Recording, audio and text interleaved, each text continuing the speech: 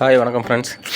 இன்றைக்கி நம்ம என்ன பார்க்க போகிறோன்னா அன்லாக் டூலில் லேட்டஸ்ட் அப்டேட் வந்திருக்கு. இதில் அப்டேட்டில் என்னென்ன கொடுத்துருக்காங்க அப்படிங்கிறத பார்க்கலாம். ஓகே, இந்த அப்டேட்டை பொறுத்தளவு சாம்சங்க்கு மீடியாடெக், அதாவது மீடியாடெக் சிப்செட் உள்ள சாம்சங் ஃபோனுக்கு ஸ்பெஷலாக அப்டேட் கொடுத்துருக்காங்க. என்னென்னா, நம்ம நார்மலாக சாம்சங் மீடியாடெக் ஃபோனுக்கு என்ன பண்ணுவோம்னா, டெஸ்ட் பாயிண்ட் மூலமாக கனெக்ட் பண்ணி எம்டிகே போட்டு வந்ததுக்கப்புறம் நம்ம எரேஸ் எஃப்ஆர்பி கொடுப்போம்.